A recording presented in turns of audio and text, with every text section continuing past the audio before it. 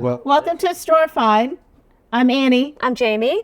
and I'm John. And we have the great honor of having Mr. John Hardin here to reminisce about growing up in McKinney and life in the Dixie store. So we want to just the thing that got us started is we were researching one of the artifacts here in the Dixie store. And I believe... That's me. That is me. John Hardin. That's it. Hardhead. Hardhead. By the way, that was the nickname they gave me. They called me Hardhead. And apparently, this is had to be before I learned A before E, except after C. My mother made me learn the English language. A before E, except after so head. H-E. That is how you spell head. That's right. You did good. You did good. I did it correctly. Yeah, that's me, Hardhead. That was my nickname. All through? Or just back then? I don't know. I guess it came off of Hardin, but that was my nickname, and that is the way I printed. That's me. And let me see, Tommy that's Tommy Eubanks. Let's see, whoever this will be. Roger Lovelady? Yeah, Roger Lovelady. Newt. Oh, that's Newt Wysong. That's Newt Wysong. Newt did it a couple times. Well, Newt would be like that. That's okay. And that Brad, that's his brother Brad. Oh, okay. Brad is a doctor, Dr. Brad Wysong. Okay. I'm outliving all my old friends. Oh. But anyway, I think Dr. Brad Wysong, the Wysong family from here in McKinney. Charles McKissick. If you turn this upside down. Upside down? Or over. Hey, Charlie, I know you're still alive. What do you want me to say about you? You want me to call you right now and, hey, what do you want me to say and not say? McKissick, by the way, I'm sorry, McKissick's still alive. I love me some Charlie McKissick. So funny. I have so many Charlie McKissick stories. Where you want to start? He was a big man on campus. Well, Charlie McKissick I remember, the football field, I grew up at the corner of Morris and Hill, 1505 Hill Street. The house is still there, 1505. The McKinney High School football field was right across the street. And so every time there was a football game, all I had to do was walk across the street. One of my first remembrances of Charlie McKissick, number 22, was the fact that he somehow they got injured in a football game, and they had to remove his jersey, and he had a Rydell white, state-of-the-art, unissued by McKinney High School. I'm sure that Dr. McKissick got it for him, the coolest shoulder pads. And I still tell you the story about he had these white Rydell shoulder pads. I thought that was the coolest thing. Yeah, he was BMO. He also went to TCU, played football at TCU. Charlie McKissick.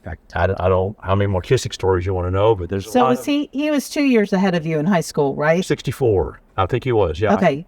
And by the way, my next door neighbor at 1501 was the Boyd family, Boyd, Weigel, and Gay, Roland Boyd. Mm-hmm.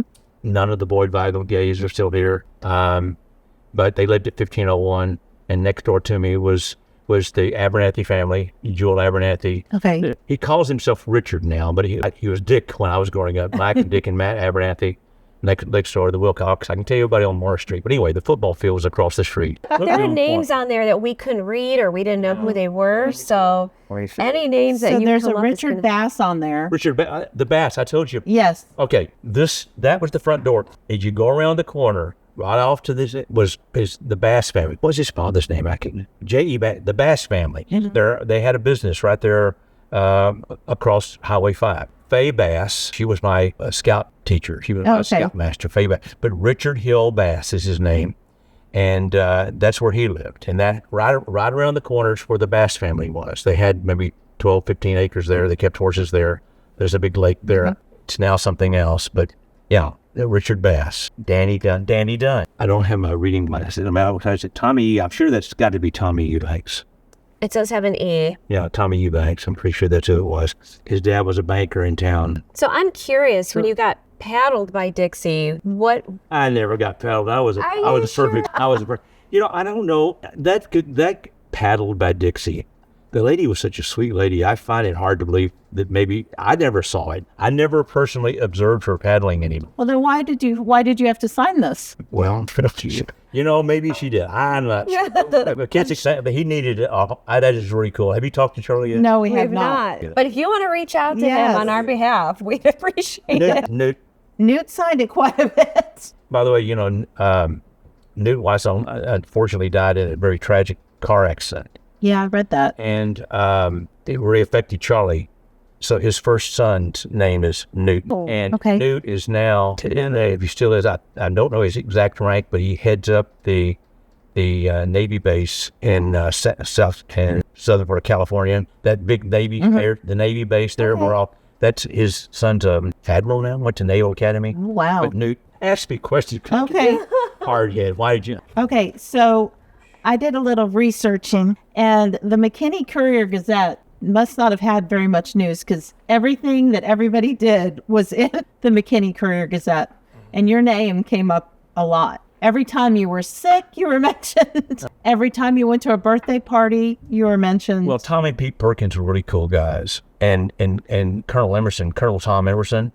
I don't know if he was actually a colonel or not, but he was one. We all called him Colonel Tom. It may have come up. You can ask. I was the canine editor. Yes, I researched that. We had the first annual and only Kennel-Ration Dog Show. It was on the square in McKinney, and I was the canine editor. What I would do is go all around town and go up to you and say, "Hi, Jamie. I see you have a dog. What is your dog's name?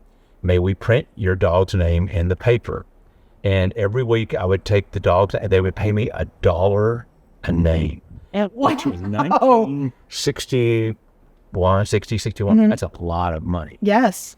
But anyway, I'd get $1 a name, and I was the canine editor. And then Colonel Tom and I started. We had the Kennel-Ration, the first annual dog show, the Kennel-Ration Dog Show.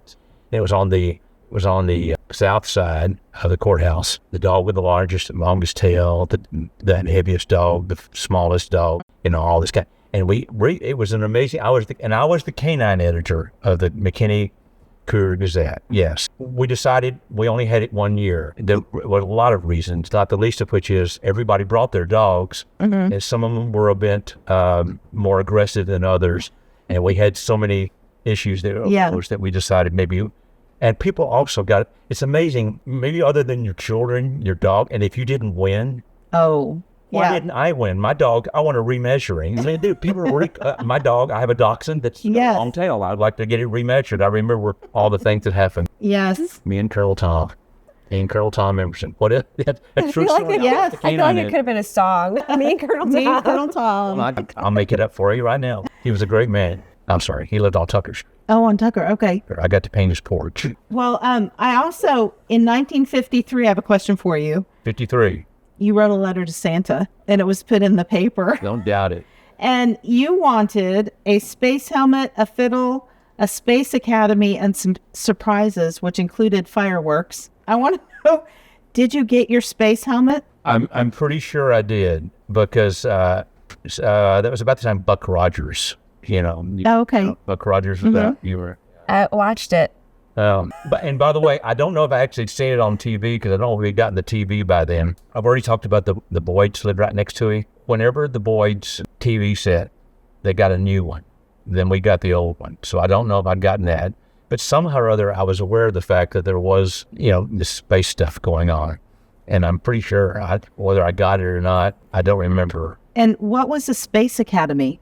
Was it just if I was it a toy exactly set? What it was? No, it was you unfold it. Oh, okay. And then you can set up the location of all the different things on the little cardboard layouts. Oh, okay. Here's the space where you take off from. Here's the it was like a board set up with make believe.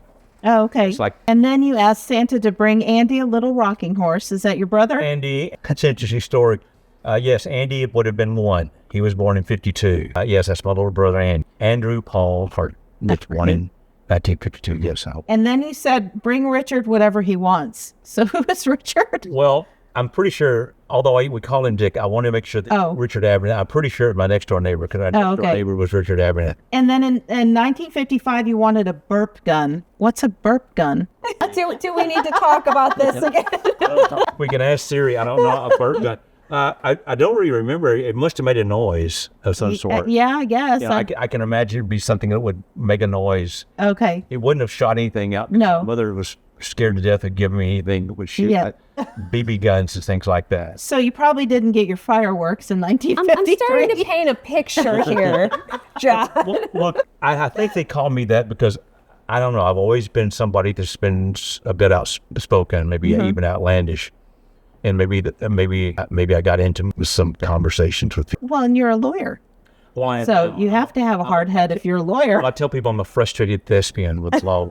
I don't. My mother, God rest her, my mom used to tell me my mother would always use big words when I was young because she wanted to make sure I learned the English language. And I remember one of the first words she came up with when I was very young was the word penchant. She said, John, you have a penchant for speaking. And I said, what does that word mean? She said, look it up. And that's what Martha Hart would always do with me. She made me look up words. In fact, I can go on and on with this. She said, you don't understand it's a preposition.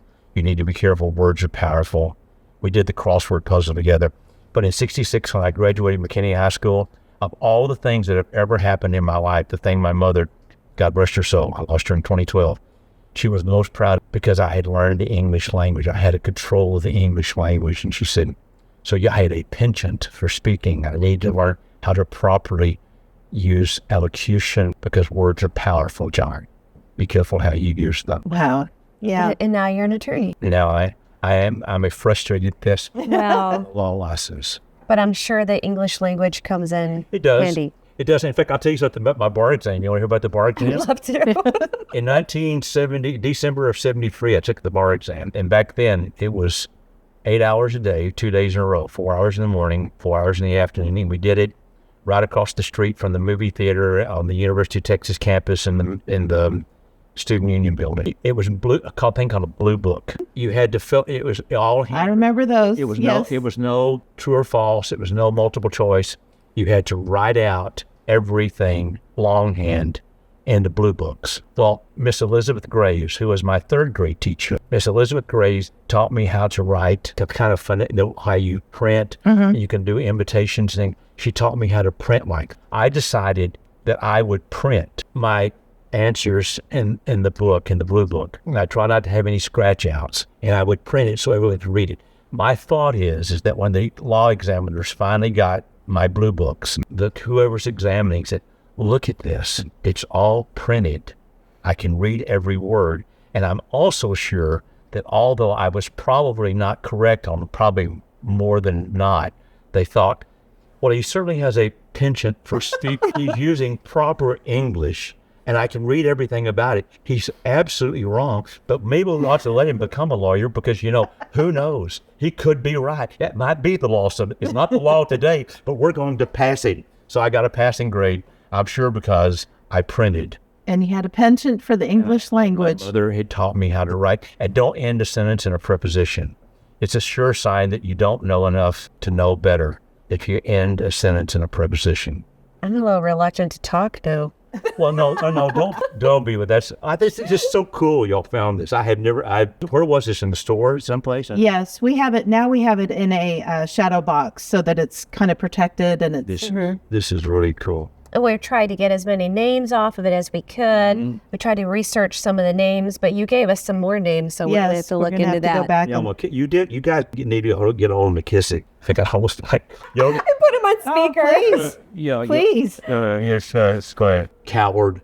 It's me. It can't be good. Your call has been. Oh, no. You're trying to reach us. Okay, just a minute. At the tone, Just a minute. please record your message. When you have finished recording, you may hang up. Charlie McKissick, I'm down here at Dixie's store, and your name, by the way, fools' names and fools' faces all show up in public places. So here is the name Charles McKissick on the back of a board, and I'm being interviewed live. Now, if you want to call back and defend yourself, I'll give you a right to at least get a rebuttal. But at the end of the day, I love you, and these people are going to be calling you next, and you'll be put on video. You have a right to remain silent. As your lawyer, I can tell you, I've never met a deaf mute locked up in anybody's jail. Goodbye, Charlie. Goodbye. We'll see. That is funny. Yeah, because he's on there more than once. And he was obviously very proud because he wrote it very I'm large. wondering if he got an extra lick because he did that to Dixie's Adel. I wish I could. Lynn McLemore. Lynn McLemore, yes. Is that a man? It's a man. Lynn He became a pharmacist. And then Sharon Lee, did you know? There's a couple of girls. Sharon Lee. I'm not sure what that is. Sharon Lee. And then June Ross. She had very nice handwriting. I'm not sure who that is. But I mean, everybody. I don't know why I wouldn't have known her. Billy Don. Looks like there's a Robbie David. Robbie. Well, he's also Robbie Clark. I don't know. But maybe Oh, Robbie. I don't know. Well, I don't know. Robbie Clark just passed away too, but Robbie Clark lived right down the street from there. That could have been him. Wow, this is really cool. Ben Wisnant? Ben Wisnant. Senant. The Wisnants, actually, there's still some. He has a brother, David, that I went to college with, me with. But Dave, the Wisnant family, their father was J.B. Wisnant. He was a banker here in town, and the Wisnants. And was Ben a city councilman? Ben Wisnant, actually. Oh, he was a mayor? Was Ben ever mayor? I don't know. He was. I didn't find him as a mayor. I did find city council, though. Yeah. Ben Wisnant was on the city council. Yes, that's the same one. Okay, so there are a lot of high level men and women. Yeah, we'd like to think that Dixie helped. Yeah, straighten you all. Put right? you on the straight and narrow. I do remember one thing. She was such a kind lady, and I by the way, Dixie was there. There was also another place called Bonnie's that was on the Marsh Street. It's not there either. And did you know her daughter? Did you know Billy Sue? I don't believe so. If I did, I don't. She was probably a little older than you. I don't have any recollection. Okay. Okay. I just know you could buy a gumball for a penny, and knee-high grape for 5 cents, and you felt like you had a fortune if you. Yes. We're always teaching because we were told that obviously Dixie loved children, and if you brought in a good report card, she would give you a treat. You know, I'd forgotten all about that. That is true. By the way, she was upset with me because I always got I got a good report card, but I had a unsatisfactory because I talked too much, and I was too talkative. She had something to say. She had something to say about that. What it was, she and Miss Weeks had Miss Weeks was also a math teacher, but she would tell you that an idle mind is the devil's workshop, and sometimes you need to be quiet. And like I say, if she died in '66, that's about right. That's the year I graduated high school. By that time, we'd moved over to Brook Lane. We moved to Brook Lane in '62. The year I was my freshman, the day I signed up to be a freshman at McKinney High School, which was right down the end of the street, was the first day we moved into our house. But I remember we still could drive around the corner and go to Dixie's. And like I say, it was a cool place. Yeah. It was just a cool place to go hang out. And you run into people there. If anybody was in town, they would go there and kind of catch up with each other. Yeah, it was just a place to kind of yeah. You know. Well, that is cool. And then I also read that you taught yourself how to play the piano by ear. My dad and Mr. Scott, my father's Paul Hardin, and he and Mr. Scott had an insurance company here, the A.M. Scott Insurance Company. For some reason or other, maybe they took the piano as a collateral on a insurance policy, but somehow or other the piano ended up at the house. And that's an interesting story. So I'll make it just short and sweet. The pianist there that taught piano lessons that lived at the corner of College and Virginia Street. And I had it was a John Williams piano book. It was a red book. The point is, you'd go in there, and if you missed the scales, if you missed the scale wrong, she did have a little wooden ruler. Oh. It hit you on your. So about the third time I came out, and I told my mother I don't want to go back because I missed the note again. And to make a long story short, that was the extent of my formal training. And I was about, 8 or 9 years old. But the piano was there. And I don't know, somehow or other I learned how to play it. In fact, I still can't read music. Wow, but you can play. Yeah, if you can hum it, I can. In fact, I play a thing called Stump the Piano Player, with friends of mine. In fact, again, just to kind of bring a current event, a plug for the December 7th again this year at the old courthouse in downtown at the center. There's it's 10th annual or maybe 12th Blind Nello Christmas party that Kevin Deal's going to be throwing again with Mark David Manders and Max and Heather Stalling. They always get me to get a piano there. And Kevin just called the other day, am I available again? So for starting off the Blind Nello on December 7th, I'll play songs. And then at the break, I'll play songs. They put a piano up there. It's kind of cool because I actually got to practice law in that courthouse too. So I in '74 when I became a lawyer, I actually got to have a trial in that courtroom. And as a kid, I used to go and sit up in the balcony and watch Roland Boyd and Jew Moses and Mr. Abbott and Tula Abernathy. And I used to watch them try cases. And now I get to play music in there. And of course, wow. I heard you can play the spoons. I kind of wish I had spoons. let me just say this way. There's the picture. That's me sitting on a cajon. Can you see where it is? And looking back. Oh, okay. Yeah. So after my first year at St. Mary's, that second year I stayed down there. Every summer that I came home, my father said, good job. tomorrow morning at 6 a.m., you show up here. And I was working in the hot sun because my father wanted, and I knew by noon Thursday I was making time and a half. And work on Sunday, it was double time. So I always went back with a good time. Anyway, that summer, the summer of 70, no, it had been 72, I found Luckenbach, Texas. And I was drinking a little beer, and I had rings on all my fingers, and these beer cans were there, and there was pickers and grinners there. So I would sit there and play on these beer cans and kind of to keep time. And the guy that started Luckenbach, one of three guys, Hondo Crouch, Geach Cook, and Kathy Morgan started Luckenbach. Anyway, people tell me, hey, man, it's a pretty cool place. There's a post office there. People pick and grin, go up there. So I went up there and I found this place. I was playing with these beer cans.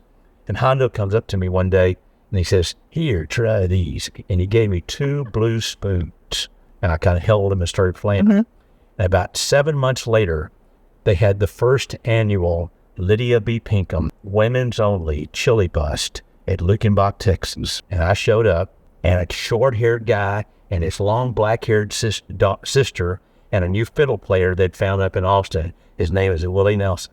I didn't know who he was, and nobody else did either. He showed up and played the first annual Lydia B. Pinkham Women's Only Chili Bust in Luckenbach.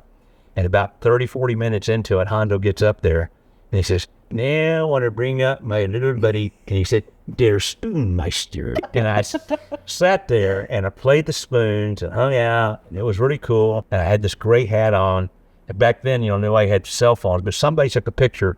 And it was in the Domino Parlor in Fredericksburg forever, back in the 70s. And I wish I got a great hat, and I had a Fu Manchu along playing the... Anyway. Playing the spoon. And by the way, You get a lot of nicknames. well, I gave that like, people give that to me. They're Spoonmeister. The Spoonmeister and Hardhead. So you were also part of some musical groups here in McKinney, the Bobby and- Demons. Well, Bobby and the Nonchalants. Yes. I wish I knew you could ask. So my mother still has the card. It was Bobby Tarkington, Ricky Tarkington, and Bobby was the drummer. He was probably 12. Ray Ellis, Donnie McCutcheon, and myself. We were Bobby and the Nonchalants. And there was a place in Dallas called Luann's. It was on Lovers on Loaders Lane. And Bovis at Luann's. I don't know why it was called. We weren't old enough to probably go into Luann's if our mother and father had taken us, but we could go play music. We had Nehru jackets and Dickies, different colored Dickies, and Beetle boots. And I played the keyboard, and we all played, and we played music there at Luann's, and Bobby and the Nonchalants. The Demons, was they called the Demons? That's what I yeah, because you were part of the Demons and then Bobby and the Nonchalants, and you played at a skate party here in town. That's what the newspaper said. The band played at a skate party. I do remember it. The skating rink was right across from for the what they call it. It was the Job Corps, and now it's something else. It was a hospital. It was a hospital. It was the Veterans Hospital. Yeah, it was a Veterans Hospital. Then it was the Job Corps, but that's where the skating rink. Oh, okay. Yeah, we played a skate party.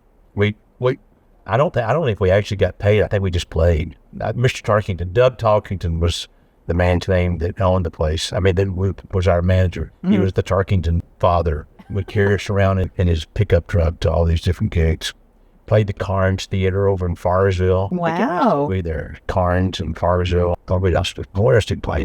I do remember playing Lou Ann's though in Dallas. It was kind of cool. That is awesome. Well, I'd love to know more about your experiences here at Dixie Store, what you remember. Like I say, it was just a place to come and hang out, and it was a cool place because it was. See, we didn't have air conditioning, but it was always cool on the porch. I don't know, if there was a little breeze, you could catch it on the front porch. The knee-high grape thing, I said it was on the front porch. I had been in here. They would always come and bring ice from, fresh Cuba ice, and that's what kept the knee-high grape. Well, you could chip off a piece of ice, and that's how you stayed cool. In fact, I never thought of it being hot until we got air conditioning. Yeah, and now you're like, well, it's really hot. Yeah, it was either warm or cold. There probably wasn't as much concrete. There's a lot of concrete now, and that makes it, I think, hotter. Where Bonnie's was the edge of town. They literally, from her going out Rock Hill Road to the old Iron Bridge, that was it. There was nothing out there. The Flying M Ranch was way out there. It's now where Stonebridge is. The Martin family had a thing called the Flying M Ranch, and you could go out there and get fresh eggs on Saturday morning. My dad was on the city council, and he came back and he said, I know what the people in Anaheim must have felt like when Walt Disney came and said they were going to build Disneyland.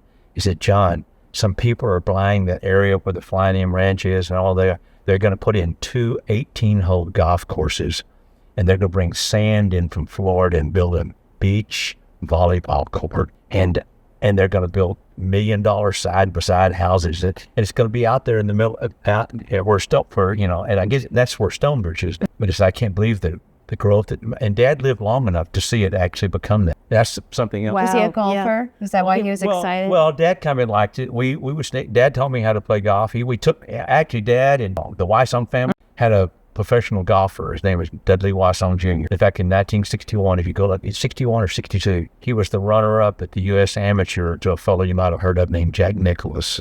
Wow. At Pebble Beach, he was runner-up to Jack Nicklaus in the U.S. Amateur.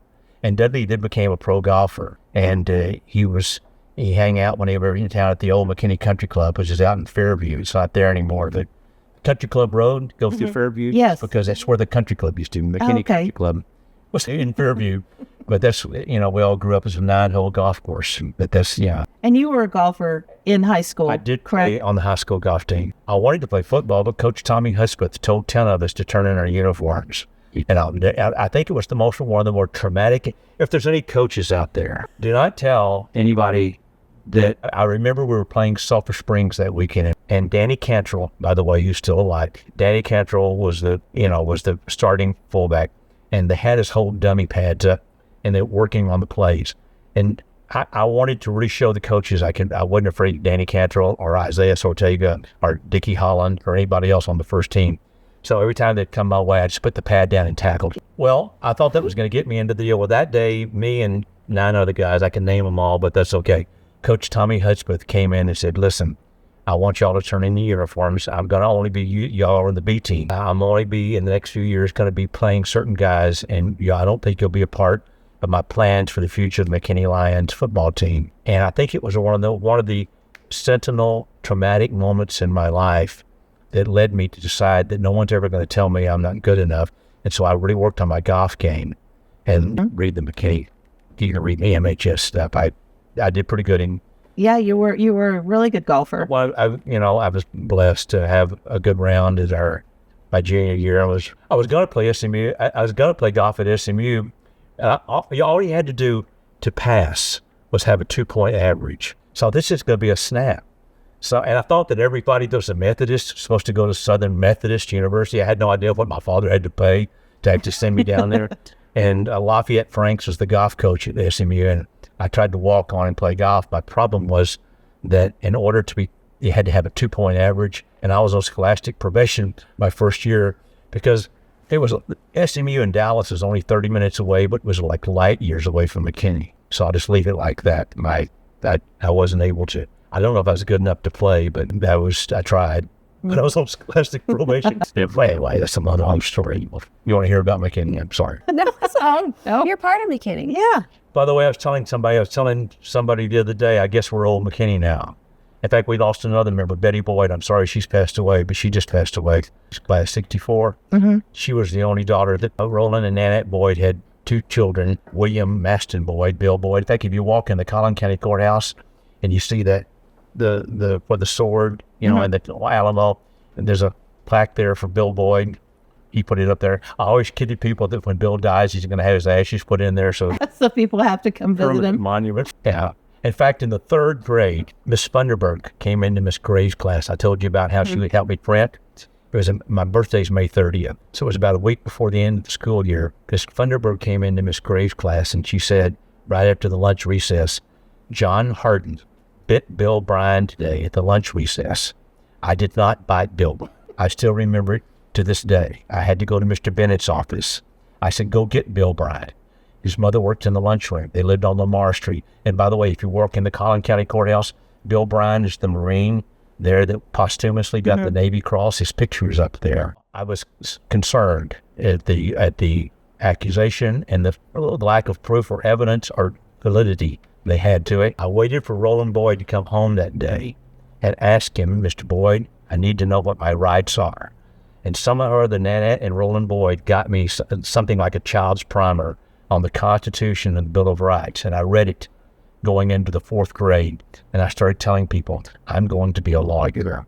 I know what my rights are. And I was accused without evidence. I really got into it. So that was the genesis, I guess, for me wanting Was that being plus the fact falsely accused of biting someone. of Bill Bryant. And also I thought I was going to get into politics too. In fact, my dad, about that same time, I guess I was out of second, third grade, took me and he said, now, John, I'm going to take you to a meeting, a bunch of men. I want you just, whatever. We drove over to Bonham and there was this cookout with all these men. And he said, now, John, this is Mr. Rayburn. He's the Speaker of the House. And I said, Dad, is he the only one that can talk? And Mr. Rayburn, but did hear that? And he came up to me and said, I got to see him several times and he passed it away, I think in 62. He said, I'm still the Speaker. I need you to come help me because I don't sometimes know the right thing to say. But that was Sam Rayburn. Wow. I thought I was going to get involved. In fact, I think the plans were for me to get involved in politics, but that's another whole story. Oh, from spaceman. From spaceman to attorney. lawyer. And by the way, some people think I still am a spaceman. I know there's no telling what people actually say about me, but I'll take ownership of anything if they'll say it to me. Not if they'll say it about my father in heaven, and also my father, Paul Hardin, always said, if you have something to say about somebody, make sure that the first person that hears what you have to say is that person, because it may very well be that what you're hearing isn't the truth, and make sure that at least if it is, that they'll have a right to at least explain their side of the story before you go any further. Don't you want to be a lawyer, John? Don't you believe in the presumption of innocence? See, and that's why we wanted to Yes. bring you in, because we wanted to ask. In the back of my mind, these are one of these repressed things. I think there are probably some events that would cause us to be, and I don't think she would actually, Maybe you weren't Battle maybe, very hard. maybe you were talking too much. but I did write that is my name. It's amazing that y'all had this. I think it's really cool. We heard it was a rite of passage to sign Dixie Spattle. Well, I'm honored that my name is on there because that is definitely what they all got as my nickname, Hardin. And now you're part of Dixie's store forever. We've been here for going into 51 years, so it's going to be here. Well, I'm honored not only that, but also the name. My dad told me when I was a little boy, he said, John, I'm doing everything I can to try to make Hardin a name that people will enjoy. When they say the name, they'll have good things to say about it. It's going to be up to you after I die to maybe keep it up. And I know I'm not perfect, but I'm trying to make sure that, my father was great.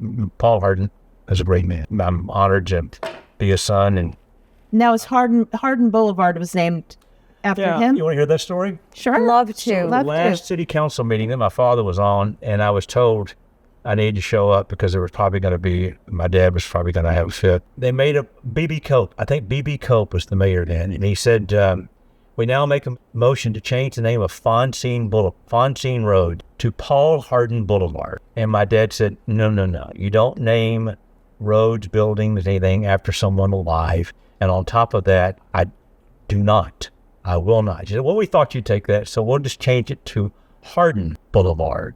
And my father was the declining vote on it. In Fonsine Road, like I said, was a winding sort of dirt, gravel type road. This will be a north-south thoroughfare connecting 121 to 380. And of course, it was many, many years before they actually even put the first green Hardin signs up. And my dad and mother, if you get the Courier Gazette, there's actually a picture above the fold in the Courier Gazette for my father and mother when they just opened up Hardin Road. There's a picture of Mom and Dad standing there when they first opened it up. And by the way, if you just go south of the Kroger there on Hardin Road, I only have one daughter. It's my dad's granddaughter, Brittany Hardin. Oh. Anyway, it's kind of cool. It's a long story, but but anyways, Brittany has a daughter. Brittany has the intersection of Hardin Road. Oh, wow. But that was named for my dad. It was named for Paul Hardin, and I'm honored to. I live right off of Hardin, so I'm... It's and it is now a major north-south. Yes, it is a major north-south thoroughfare. Connecting 121 to 380. Yes. I wanted to bring up something that you'd said when you first came in. Sure. But I know we're getting short on time. Sure, and I'm sorry I kept talking. No. No. You did. But you notice that we have the ice cream freezer collection in here, and you saw Killis Milton. Yeah. As soon as you walked in. 007. And you said everybody called him 007. Yeah, we did. Anyway. So I thought that was just really. Phyllis Melton, he was a great guy. He worked at A.M. Scott Insurance, and whenever there was a claim for some sort of hail damage or whatever it is, he'd take the Polaroid camera and go out and take pictures and bring back the picture and peel off the thing and would send it off. So because, the 007, we call it the nickname of 007, he's the investigator.